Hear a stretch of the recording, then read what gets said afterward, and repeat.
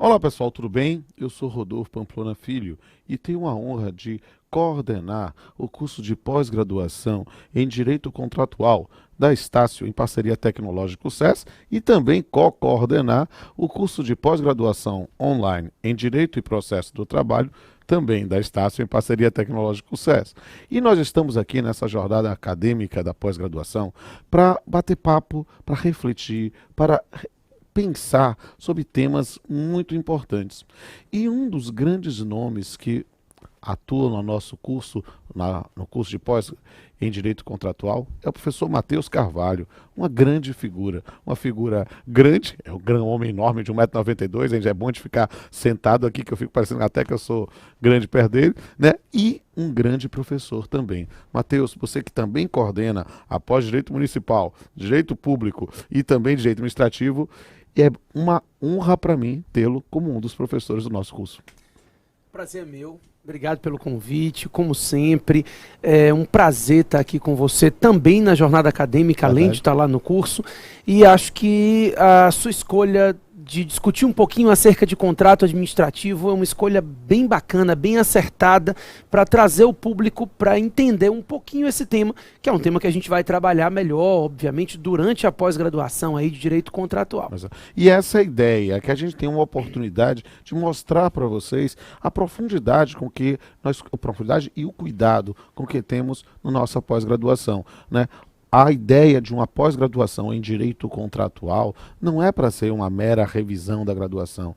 É claro que os conceitos fundamentais da teoria geral do direito privado, né, e em especial da teoria geral dos contratos, devem ser abordados. Mas nós temos principalmente no segundo módulo uma ênfase muito grande em contratos do ponto de vista prático.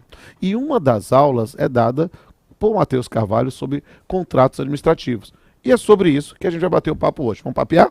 É um papeando da pós-graduação, porque nós já fizemos, e não deixe de ver, o Papeando com Pamplona que eu fiz com o Matheus Carvalho, que já deve estar no ar, porque ele foi gravado ao vivo há algumas semanas, já que nós estamos aí nessa semana da pós-graduação, e aí você pode olhar lá no canal SES TV ou no canal Pamplona para você ver essa grande figura batendo papo comigo lá sobre improbidade administrativa, agora sobre contratos administrativos.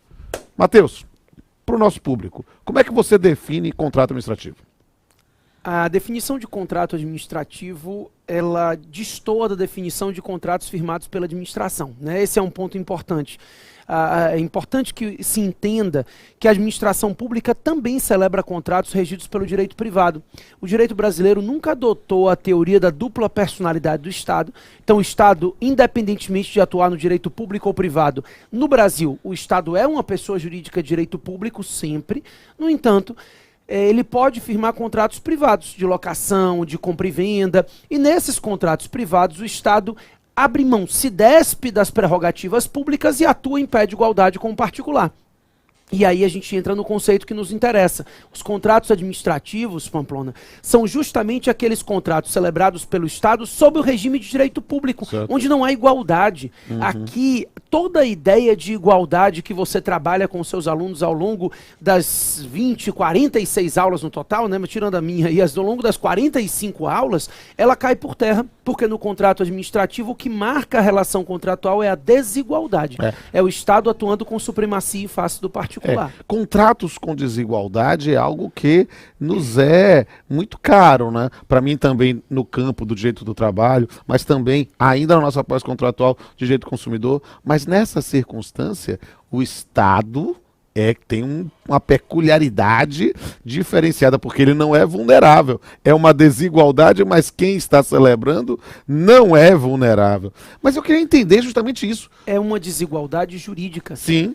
Não é uma desigualdade fática, como acontece, por exemplo, na relação trabalhista. Exato. Aqui a gente tem uma desigualdade jurídica. É a lei que chancela a desigualdade, exatamente, é ela que cria a desigualdade. E aí, porque essa introdução foi ótima para compreender quais são as peculiaridades dos contratos administrativos que os diferenciam dos contratos civis, ainda que celebrados pela administração.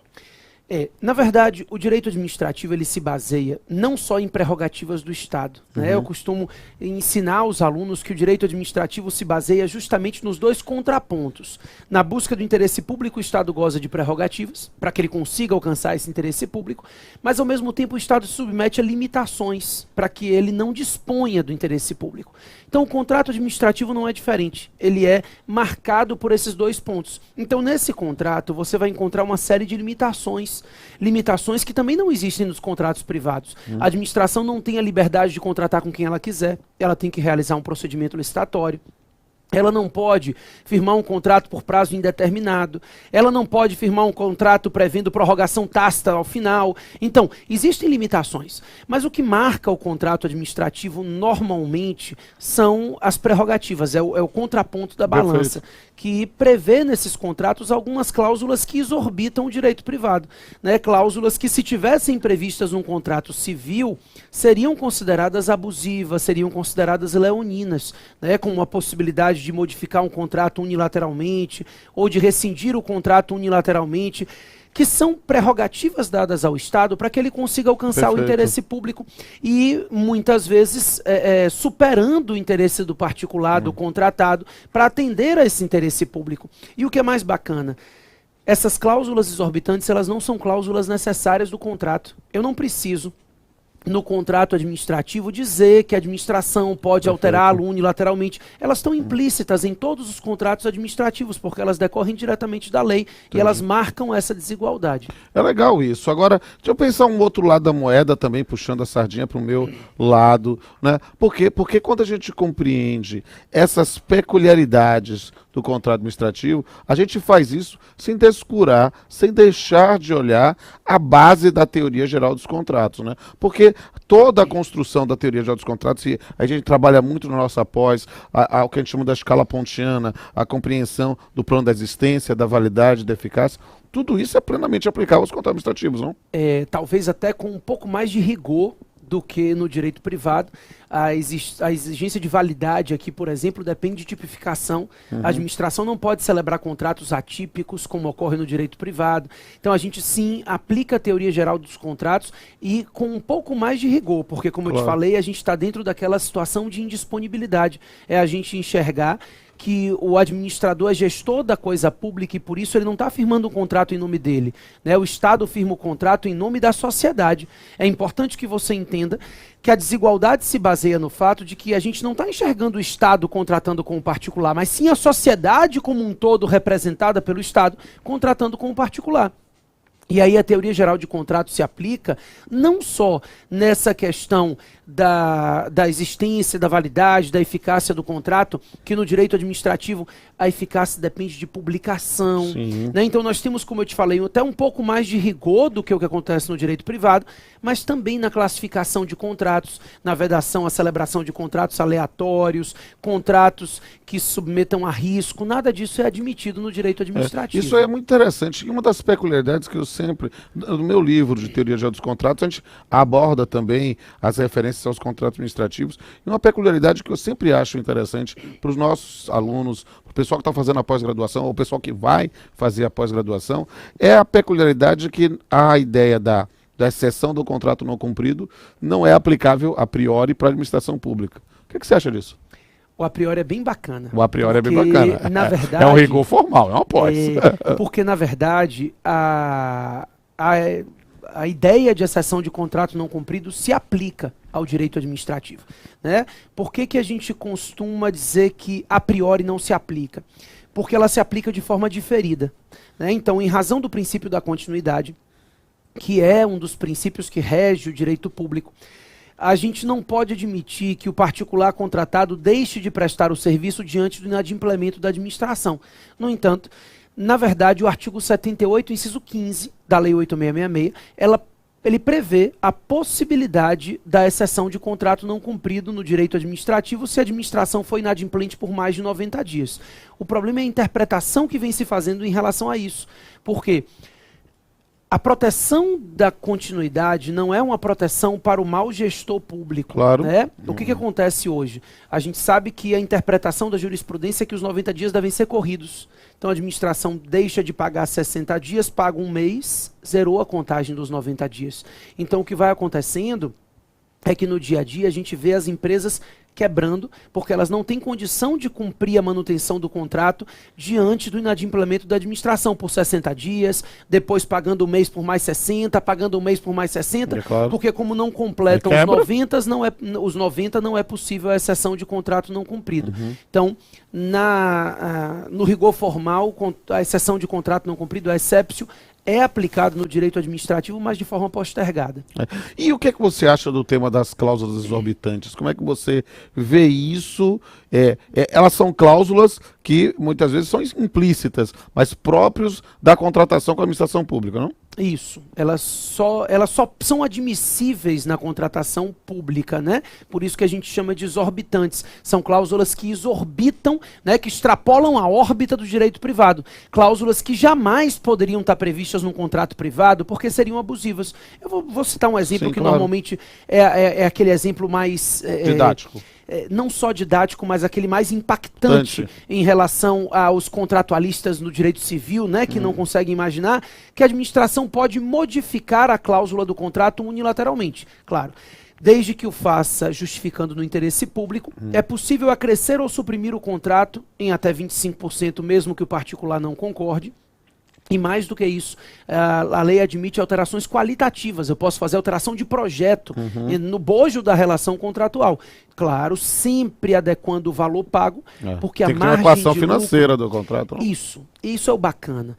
É que o particular contratado, embora não tenha nenhuma garantia de projeto, de quantidade, ele tem a garantia da margem de lucro. Certo. Normalmente eu digo aos alunos que eles precisam enxergar que o Estado contrata na busca do interesse público e o particular contrata na busca do lucro. Exato. Então, para atender ao interesse público, eu faço tudo, desde que eu mantenha a margem de lucro desse particular contratado. Mas, suponha que eu tenha contratado alguém para fazer um recapeamento asfáltico de 1.000 quilômetros de estrada, e depois eu preciso ampliar 200 quilômetros, e esse sujeito diz, não, eu só faço 1.000. Ele é o inadimplente. Porque no momento que a administração muda de 1.000 para 1.200, sem o consentimento dele, a cláusula é alterada. E se ele só fizer os 1.000 que ele tinha contratado, ele é inadimplente. Para você entender como o poder da administração... obviamente, previamente estabelecido. Mantida a equação financeira, né? Mantida a equação financeira e previamente estabelecido, ninguém está sendo surpreendido, né? A situação já está previamente posta em lei. Quando você firma um contrato com a administração, você sabe que esse tipo de coisa vai acontecer, porque também são muitas vantagens. É verdade, claro. E aí, dentro do campo, pensando na aplicação do contrato administrativo, quais têm sido os principais problemas da administração pública na aplicação do contrato administrativo, e depois a gente fala sobre a fiscalização. Primeiro problema grande na aplicação do contrato administrativo se dá principalmente no fato de que os contratos administrativos, eles tem algumas restrições de contratação, como eu disse a vocês, e essas restrições de contratação acabam gerando uma queda de qualidade muitas vezes. Vou explicar o que eu estou querendo dizer. No procedimento licitatório, existem requisitos de habilitação para participação do certame, que estão postos em lei. Então a lei fala em habilitação jurídica, qualificação técnica. O grande problema é que durante um bom tempo, e muitas vezes de má fé, o gestor, com a intenção de beneficiar alguém que ele queria, estabelecia requisitos de habilitação que não eram necessários à execução do contrato. Eu vou dar um exemplo prático. Quando eu era procurador em Ilhéus, eles estavam fazendo a reforma da ponte, dou até esse exemplo em sala sempre. A reforma da ponte Ilhéus-Pontal. Eu fui juiz lá em 2005, já há algum tempo. Eu cheguei em Ilhéus em 2008. 2007. Então, depois, então. 2007, saí em 2008. Passei um ano. E na reforma da ponte eles fizeram um edital e disseram que tinha que ter habilitação jurídica, tudo que a lei exige. E depois disseram assim, tem que ter sede no município de Ilhéus. Sabe quantas empresas com todos os requisitos legais tinham sede no município de Ilhéus? Uma. Ou seja, a pretexto de habilitar os licitantes, eu acabo escolhendo a pessoa que eu quero contratar. Isso é fraude. E eu estou lhe falando num exemplo, mas eu daria 700 exemplos similares, né? Você estabelece alguns requisitos que não são efetivamente necessários à execução do contrato e você direciona a licitação para quem você quer que ganhe. Perfeito. Como isso sempre foi feito de forma muito descarada, o Tribunal de Contas da União começou a estabelecer restrições para o outro lado de forma muito pesada. Sim. Então hoje, o gestor de boa-fé, que quer estabelecer requisitos técnicos que ele considera que são necessários realmente para a qualidade do contrato, não pode fazer. Então hoje nós temos canetas que não escrevem, e nós temos café que ninguém consegue tomar, porque eu não posso estabelecer nenhum requisito técnico que não esteja previsto em lei, e que no fim das contas, eu não posso botar lá, eu quero caneta que escreve. Né? Então, no fim das contas, eu não posso fazer muitas exigências, porque isso seria um direcionamento. Então, esse é um grande problema hoje da contratação pública. Compra de material e aquisição de serviços sem qualidade, pela restrição ao procedimento licitatório. Não teria como pensar na noção dessa questão da qualidade, talvez? Eu tive uma dúvida mesmo, sabe? Porque chega a algo que fere a própria moral administrativa, né? Nós pensarmos em aquisição de bens que não funcionam. Né? Por quê? Porque ficou somente na lógica do menor preço? Será que isso não pode ser aferido? Essa é a pergunta complicado. De $1 milhão. Certo. Por quê? Porque hoje a modalidade licitatória obrigatória para a administração pública sempre que cabível é o pregão. Exato. E o pregão ele só pode ser feito do tipo menor preço. Entendi. Não existe nenhum outro critério de escolha no pregão. No entanto, apesar do pregão ser menor preço, se exige a qualificação técnica mínima do objeto. Claro. Esse é o grande problema. O que é qualificação técnica mínima? A maioria das qualificações técnicas hoje são feitas por entidades privadas. Né? Então, a qualificação é feita porque o sujeito se associa a uma entidade privada, essa entidade privada faz uma análise e dá uma certificação. E eu não posso exigir certificação privada para participar de licitação pública. Aí é complicado. Eu acho ainda eu acho que é quase uma sinuca de bico. A gente tem que pensar realmente algo para tentar melhorar a prestação do serviço público nesse campo administrativo. Mas ainda falando um pouco sobre as dificuldades de administração, e isso fere um pouco também a minha condição na atuação de juiz de trabalho, né? Como é que tem sido e quais têm sido as maiores dificuldades da fiscalização dos contratos administrativos e como isso gera uma responsabilização da entidade administrativa? Essa eu vou passar para você daqui a pouquinho, porque o nosso maior problema hoje na fiscalização de contratos na parte administrativa. É a Justiça do Trabalho. Exatamente. Por quê? Rapidamente fazendo uma introdução, porque aí eu vou passar realmente para o Pamplona, para ele passar para vocês uma visão diferente da minha, porque a minha visão vai ser exatamente oposta à visão dele. O que a gente tem hoje é o seguinte, nós temos uma súmula do TST, que é a súmula 331, que regulamenta que o Estado responde pelos débitos trabalhistas das empresas que ele contrata, desde que haja a demonstração de que o Estado atuou de forma culposa. O que é a culpa? Né? É a omissão no dever de fiscalização. Então o Estado tem o dever de fiscalizar o contrato.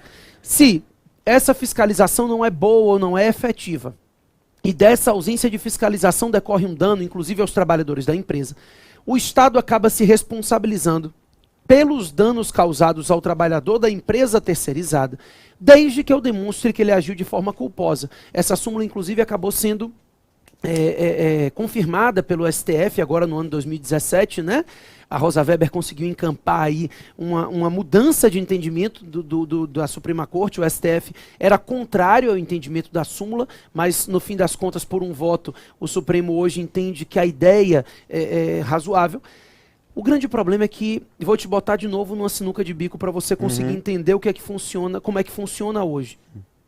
O empregador não paga o empregado, a administração pública então retém esses valores da fatura para poder segurar, porque ele não pagou o empregado. Esse sujeito impetra um mandado de segurança perante a Justiça Federal, no caso Justiça Federal, porque eu atuo na PFN, mas isso vale também no âmbito estadual. E o juiz federal diz assim, libere a fatura do sujeito porque ele prestou o serviço. Se ele prestou o serviço, você não pode segurar contra a prestação, senão você está enriquecendo sem causa as custas dele. No momento que a gente libera a fatura, esse sujeito some. No momento que esse sujeito some, o empregado vai para o Justiça do Trabalho, o Justiça do Trabalho diz, cadê o dinheiro? Eu digo, eu liberei. Mas não era para ter liberado. Eu digo, mas eu liberei porque o juiz de cá mandou. E aí o juiz de cá entende que eu não deveria ter liberado, mas o juiz de cá mandou, e aí no fim das contas, isso, o simples fato de eu ter liberado uma fatura, sabendo que ele estava devendo aos empregados, já configura uma ausência de fiscalização devida. E aí no fim das contas, o Estado acaba hoje sendo o maior devedor da Justiça do Trabalho, quando na verdade não deveria ser. Isso é um desvirtuamento do que a gente vem assistindo da responsabilização trabalhista. Então, isso gera um grande problema na nossa fiscalização. A gente tem muitas vezes as mãos atadas em relação à fiscalização quando se trata de responsabilização trabalhista. Essa é uma questão realmente que merece uma reflexão profunda, né? Eu digo isso porque eu sou juiz do trabalho há mais de 22 anos e acompanhei, né? Eu não estou contando história, eu sou testemunha da história, né? Então eu sei exatamente como é que foi a construção, inclusive, da súmula 331, né? Que ela começou, na verdade, a história da disciplina da terceirização, né? Não começa na 331, mas sim na antiga 256, que era absolutamente refratária à ideia de terceirização. A ideia da 256 entrou como um dos incisos do 331 e que não pensava em administração pública originalmente, né?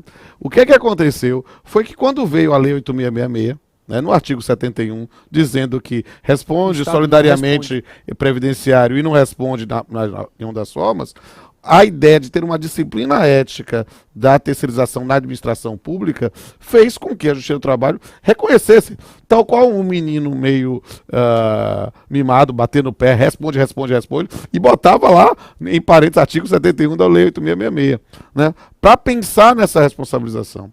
Quando, mais de 10 anos depois, na verdade, muito mais do que isso, ajuizaram uma ADC 16, né, para pensar na questão da constitucionalidade de 81, gerou uma sinuca de bico mesmo. A expressão sinuca de bico nós usamos hoje 3 vezes. Mas por quê?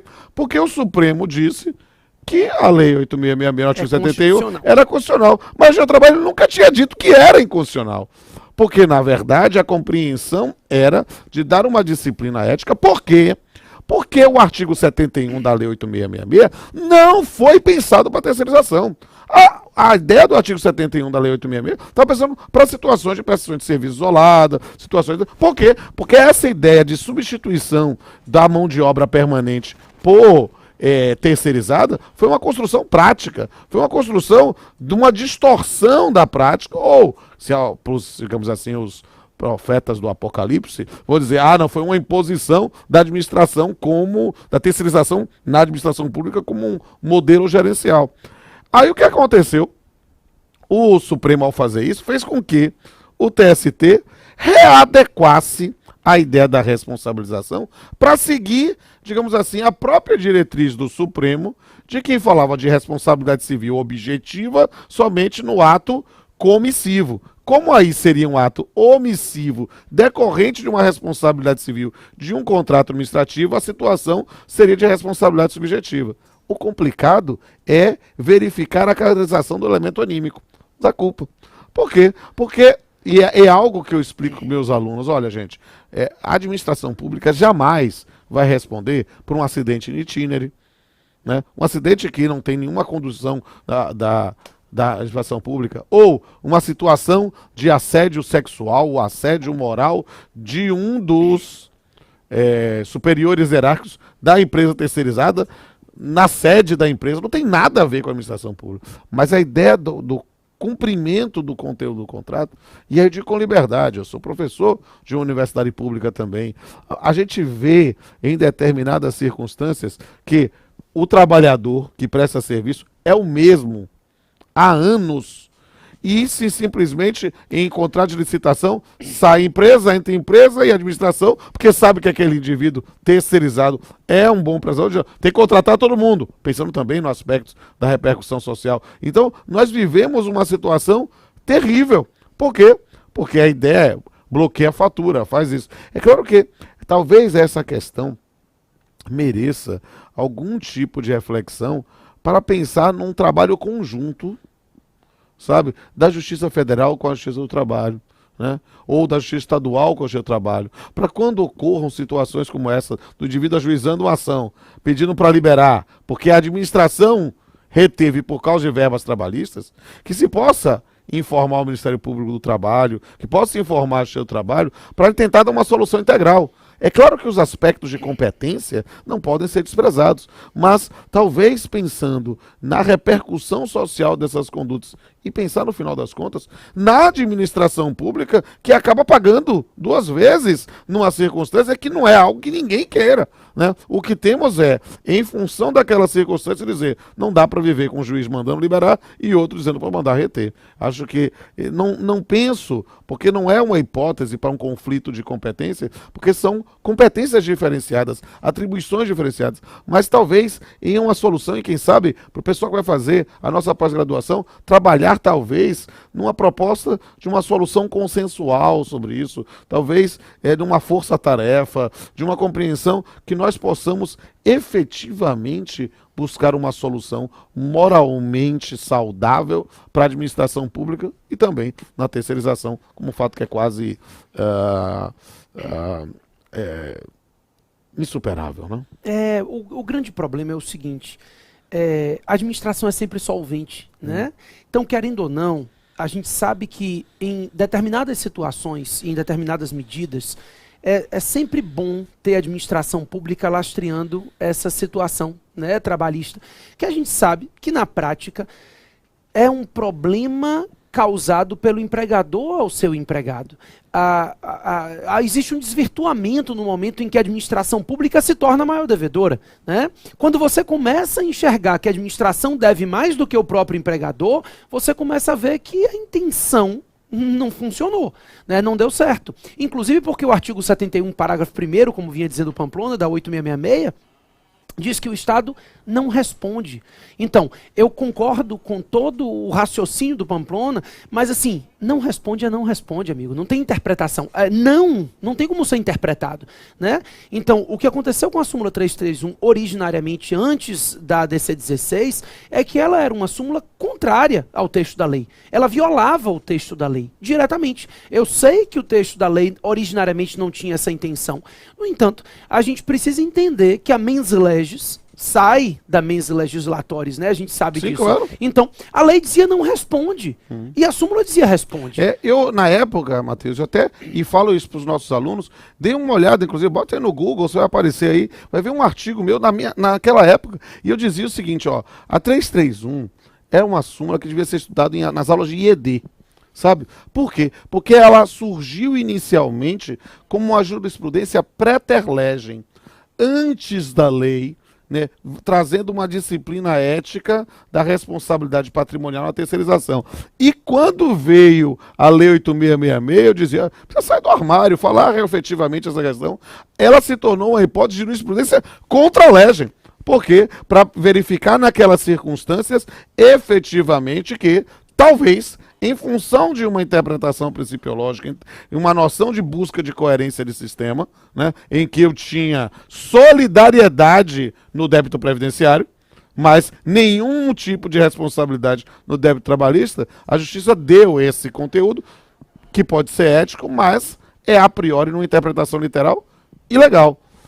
Por que eu falo isso que é interessante? Porque quando a gente traz a questão, como ela veio a evoluir, inclusive legislativamente, né, nós passamos a compreender que passou a haver esse tipo de responsabilização depois da lei da terceirização, algo que não tinha previsão legal nem para iniciativa privada. Então, de repente, talvez essa solução, que água mole e pedra dura tanto bate até que acaba a água, talvez a água não tenha acabado. E se buscou uma solução intermediária. Essa é uma questão, e eu digo isso com liberdade, nós na condição de coordenadores dos cursos, claro, né, são questões que podem ser trabalhadas tanto na pós de trabalho, quanto na pós de contratual, quanto na pós de engenharia administrativa. Que eu trabalho, né? sim. Exatamente, isso é um tema porque interdisciplinar. é um tema interdisciplinar, né, que a gente vai, sem sombra de dúvida, trazer reflexões com a base da teoria geral dos contratos, né, com a base do sistema de proteção trabalhista e com a base da disciplina dos contratos administrativos. Você certamente vai encontrar aí alunos de direito contratual fazendo para você um trabalho bem contrário ao que você pensa, Sim. Porque é o que eu vou trabalhar com eles em sala Sem de aula. sombra de dúvida. Numa Porque- posição diversa, porque é bacana Olha, do direito o é isso, bom né? da pós-graduação é lembrar daquela frase: nada nos é pertencente senão nosso pensamento. E digo com absoluta liberdade, meus amigos, eu na condição de coordenador, digo, tenha total liberdade, porque se há uma coisa que os senhores sempre terão da coordenação é respeito aos seus posicionamentos intelectuais, ideológicos, vocês tenham liberdade para produzir o seu trabalho. Agora, sempre fundamentado. Essa é a questão. Claro que determinadas questões, no final, vão ser opções ideológicas dentro da visão que a pessoa tem do mundo. E isso não é um problema. Não é um problema para essa coordenação. A ideia é efetivamente enfrentar o tema de maneira fundamentada. Perfeito. Né? Eu acho que isso é bacana mesmo. Agora, pensando nessa ideia da responsabilização, pensando nesse caso que eu falei aqui, de empregadores que contratam com a administração pública, não pagam, aí a administração pública contrata outra pessoa, e aí que acaba contratando os mesmos empregados, mas às vezes as outras empresas que sucedem numa administração pública, num contrato com a administração pública, são dos mesmos donos. O que você acha da aplicação da teoria da desconsideração da personalidade jurídica no campo administrativo? Vamos lá. A disregard doctrine, né, como se fala, ela é muito utilizada no direito administrativo. Hoje o TCU criou uma teoria que a gente chama de impedimento indireto, que eu achei muito bacana. O impedimento direto hoje no TCU é uma aplicação de penalidade de impedimento de licitar que extrapola a pessoa jurídica. Então, é basicamente nesse ponto que a gente consegue enxergar a desconsideração com muita clareza. Uma das cláusulas exorbitantes no contrato administrativo é a possibilidade de aplicação de penalidade. Claro que a gente sabe que penalidades podem ser aplicadas em quaisquer contratos, né? Mas, no direito administrativo, essas penalidades podem ser aplicadas no bojo de processos administrativos. Eu não preciso ir ao judiciário para pedir aplicação de pena num contrato da administração. A administração pública, instaurando um devido processo legal na esfera administrativa, pode aplicar essa pena. Dentre outras, nós temos as penalidades de suspensão de contratar e de declaração de inidoneidade da empresa contratada. E o que acontece? Suspende-se a empresa de contratar, como a suspensão atinge aquela empresa durante 2 anos, a empresa então é desmontada, se separa a empresa do sócio, esse sócio monta uma nova empresa e como a suspensão de contratar recaía sobre aquela empresa, a nova empresa então poderia contratar com a administração. E é aí que vem se aplicando a teoria da desconsideração da personalidade jurídica, sim, para impedir que esse sócio crie uma nova empresa e firme um novo contrato. Mas eu vou além. Antes de passar a palavra para você, eu vou além, porque o TCU vem começando a enxergar uma situação pior.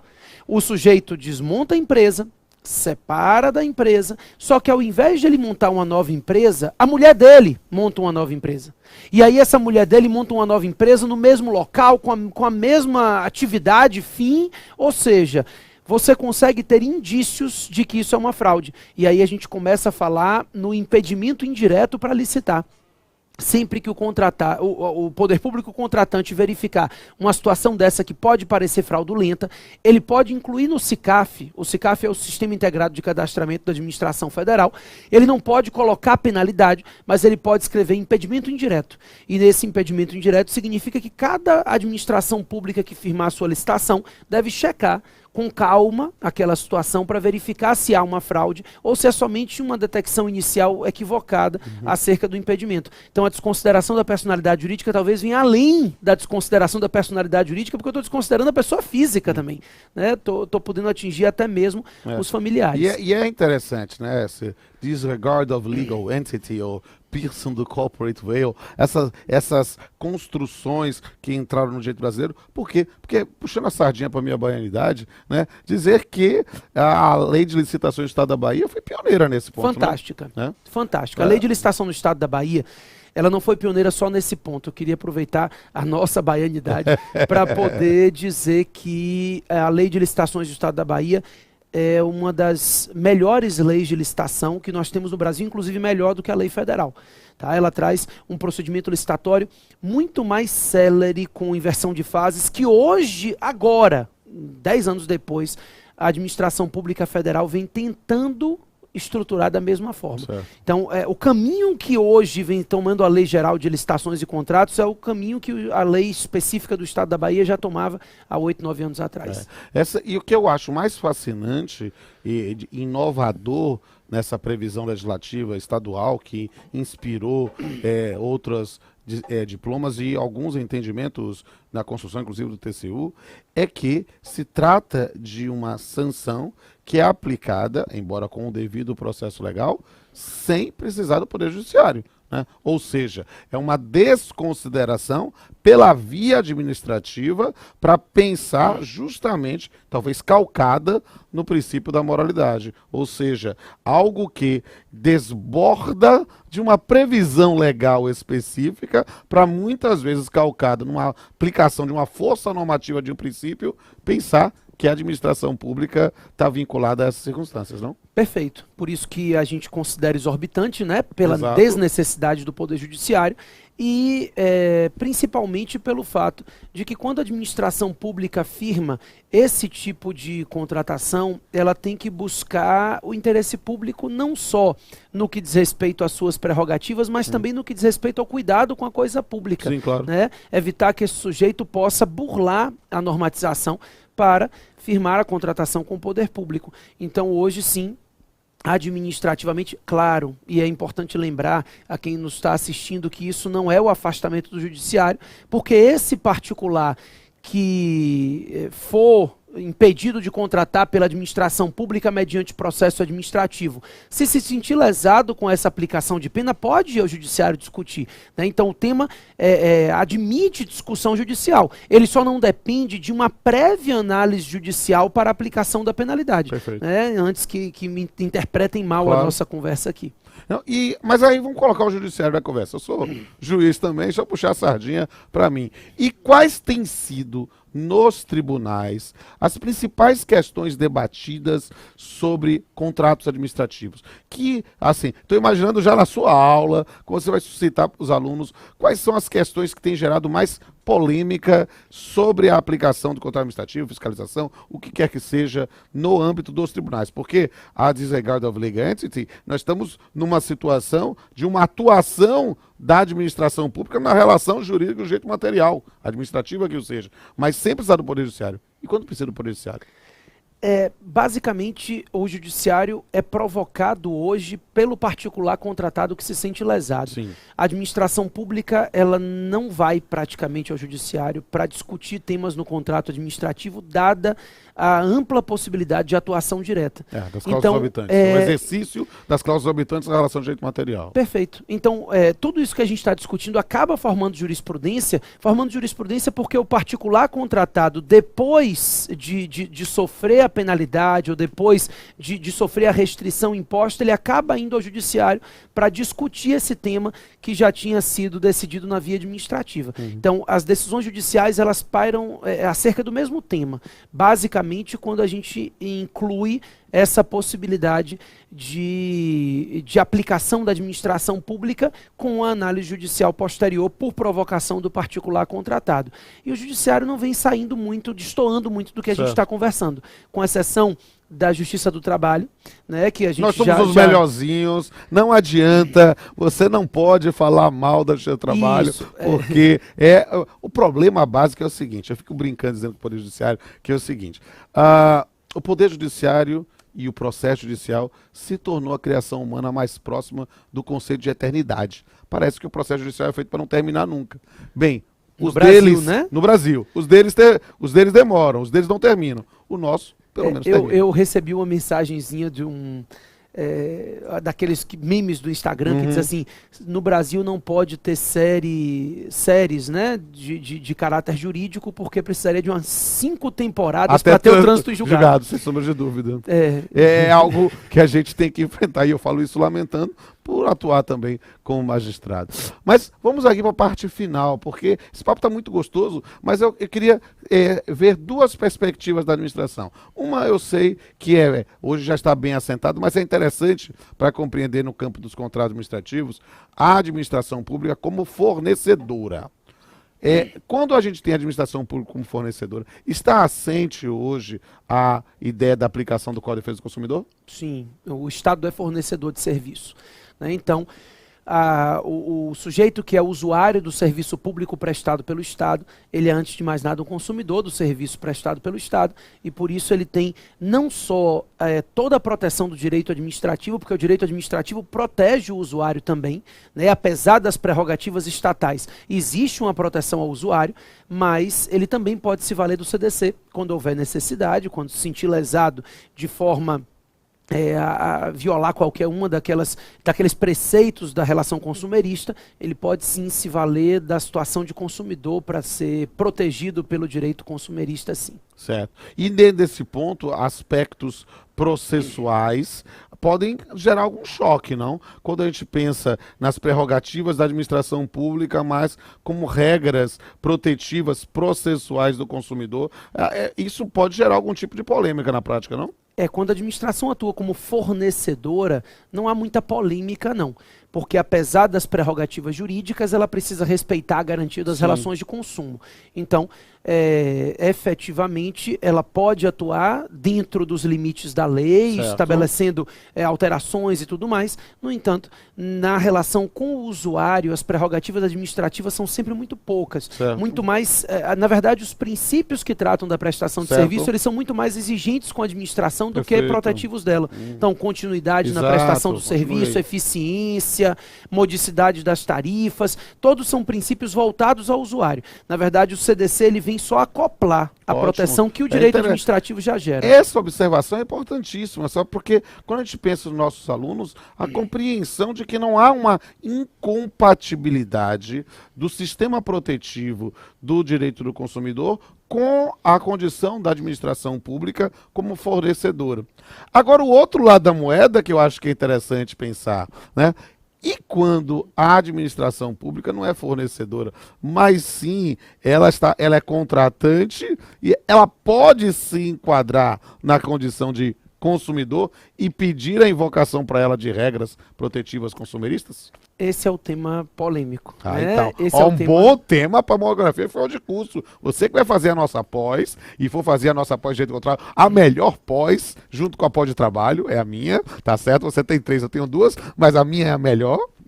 Tchan, né? Fazer isso com você e dizer, pode ser um bom tema. E aí você sabe, já pensou, você vê a aula de Matheus Carvalho na nossa inclusive, que eu trabalho bastante na pós-graduação de Direito Administrativo. Muito bem. Aí você depois vai lá para lá de trabalho, né? E de civil, porque é de contratual, e aí fazendo a sua monografia.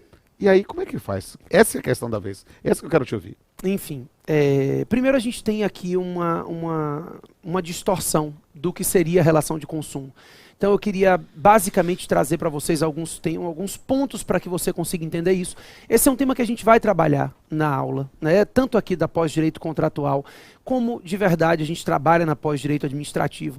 Então a pós-graduação direito contratual, a direito do trabalho são fantásticas. A de direito administrativo traz um enfoque diferente, bem diferente, né, do que você aprendeu ao longo. Normalmente você sai da faculdade com um raciocínio administrativo muito pobre, né? O direito administrativo merece um raciocínio diferente e a pós-graduação direito administrativo abre um pouquinho as suas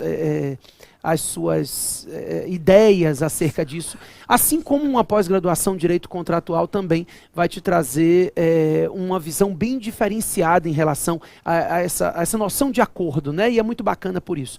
Mas vamos lá, antes de mais nada, eu queria, obviamente eu não ia deixar de falar da minha pós-graduação. Tá certo, a gente não pode deixar de fazer um merchandising aqui dele, mas, sem sombra de dúvida, você se escolher a de administrativo, a de público, a de municipal, a de trabalho, processo de trabalho, a de contratual, você estará muito bem servido. As outras não são boas, não. Não, as outras são boas também, mas as nossas são as melhores. Mas responda. Como eu ia dizendo aqui, as outras são mais fracas, né? Eu acho que foi isso que ele quis dizer.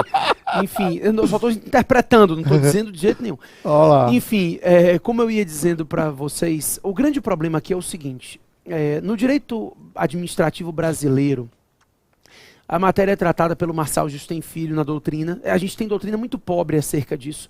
O meu livro trata um pouco sobre isso também. Mas a doutrina ainda é escassa acerca disso.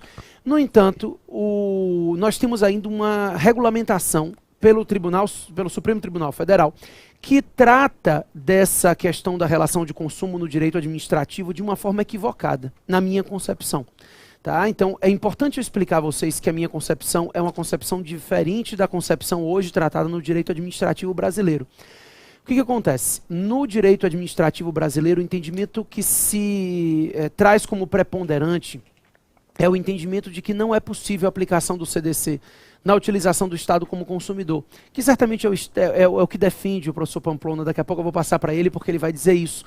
Né? Ele vai dizer isso porque o entendimento tradicional do direito vai dizer que, em primeiro passo, o Estado não tem como ser vulnerável. Né? Então, a vulnerabilidade, a hipossuficiência do Estado, hipossuficiência porque a vulnerabilidade não é a exigência da relação de consumo, mas a hipossuficiência do Estado não tem como estar caracterizada. Primeiro, porque o Estado é hipersuficiente numa relação de contrato administrativo e não hipossuficiente. Então, ele já tem toda a proteção necessária e, por isso, ele não teria como se valer do CDC. Além disso, outros ainda defendem, acrescentando a isso, o fato de que o Estado não é consumidor porque ele não é destinatário final. Ele adquire o bem para colocar na sua linha de produção. Esse entendimento vai de encontro ao direito comparado. Hoje, a doutrina francesa, por exemplo, a jurisprudência do Conselho de Estado admite a a proteção do Estado com a relação de consumo. Primeiro porque o Estado, sim, ele é destinatário final, ele não busca lucro. Então, quando o Estado celebra um contrato, na verdade não é o Estado que está celebrando, é a sociedade, que é quem vai usufruir. Então, o destinatário final é a sociedade, consequentemente é o Estado. E, além disso, o Estado pode, não estou lhe dizendo que ele é, estou lhe dizendo que ele pode ser hipossuficiente em determinadas relações contratuais. A supremacia jurídica não impede a hipossuficiência fática, muitas vezes a hipossuficiência técnica. Quando na procuradoria eu faço uma contratação para a instalação de uma rede lógica, eu sou hipossuficiente, a procuradoria, a União é hipossuficiente, porque eu não tenho a técnica necessária para executar essa atividade. Então, isso não impede, na verdade não se contradizem, a supremacia jurídica não se contradiz à hipossuficiência técnica, fática, em determinadas situações. Repito que esse entendimento, Pamplona, é um entendimento que destoa do entendimento na doutrina e jurisprudência no Brasil hoje. Fantástico esse livro, muito bom mesmo. Eu indicaria ele, inclusive, por acaso. Também e aí eu indico o livro, enquanto você está respirando, justamente porque é para você compreender efetivamente. O livro é o livro dele, tá? Já deixa a sua mão. Né? Claro. Aqui, já faz aqui a propaganda do livro de Mateus. E aí, o que é que eu preciso compreender sobre isso, amigos? Entender efetivamente que o conceito de vulnerabilidade ou hipossuficiência não se limita a um raciocínio simplista de tibieza ou de fraqueza econômica. É preciso compreender que preciso compreender que a ideia de vulnerabilidade pode ser técnica, pode ser em função das circunstâncias de fato, e nesse ponto isso vai variar. E eu vou repetir uma frase da sabedoria popular: texto sem contexto vira pretexto. Então é preciso entender efetivamente, naquele contexto, quem efetivamente é vulnerável. E pode, em função das circunstâncias, ser a administração pública. Essa é uma ideia que, sem sombra de dúvida, pode respaldar monografias de final de curso, trabalhos de conclusão de curso, e que, sem sombra de dúvida, eu tenho certeza absoluta que você terá, na aula de Mateus Carvalho, na nossa pós-graduação em Direito Contratual, um arcabouço enorme para enfrentar esse tema. Pegando toda a base da compreensão, mesmo na noção de vulnerabilidade, aprendendo coisas nas aulas sobre contratos de consumo, verificando toda a base na teoria geral dos contratos, compreendendo antes disso a base da teoria geral do direito privado. Por quê? Porque é uma das coisas que eu acho mais fascinante, Mateus, eu digo isso na liberdade de estar como magistrado há 22 anos, professor há 21. Eu digo isso, a gente precisa entender. Claro que a gente faz as brincadeiras aqui, porque Mateus é uma figuraça, a gente está aqui divertindo, aí brincando com os outros coordenadores também, porque a gente se dá bem, a gente se dá. Uma das coisas que eu acho mais importante é que as pessoas não confundam seriedade com sisudez. Nós somos extremamente sérios. Nós não somos sisudos. A gente se permite rir, se permite brincar, mas lembrando que você está numa pós extremamente séria, profunda e também com a leveza da inteligência de Matheus e de vários outros professores. Vou lhe dar a palavra para as suas considerações finais, porque o tempo está terminando. Pessoal, o que eu tenho para dizer a vocês será um prazer encontrar vocês em qualquer uma das pós-graduações aqui do SERS. Com certeza, esse título de especialista vai te trazer não só o título, mas toda a bagagem que cada um dos professores tem para te presentear com aspectos e análises diversas de cada um dos temas. Então, aproveitem, tá? Não corram atrás da especialização por si só. Aproveitem, porque isso vai ser utilizado em toda a sua vida jurídica, tá? Então, muito obrigado, Pamplona, mais uma vez, pelo convite de estar aqui com você. Não só pelo convite de estar na pós-graduação, como estar aqui nessa jornada acadêmica. E espero realmente agregar na pós-direito contratual. Eu não tenho dúvida que você agrega, como todos os nossos professores agregam. Aproveite a oportunidade para se matricular em qualquer um dos cursos dos nossos cursos de pós-graduação e você, sem sombra de dúvida, honrará o título que vai ser otorgado de especialista em qualquer um desses ramos, porque juntos nós não estudamos só direito contratual, trabalhista, administrativo, público, municipal, nós estudamos direito. Quase que não sai. A compartimentalização é só para efeito didático. O que você vai compreender mesmo é que com conceitos transdisciplinares vai formar uma base para enfrentar qualquer problema. Será uma honra tê-lo como nosso aluno. A gente se encontra.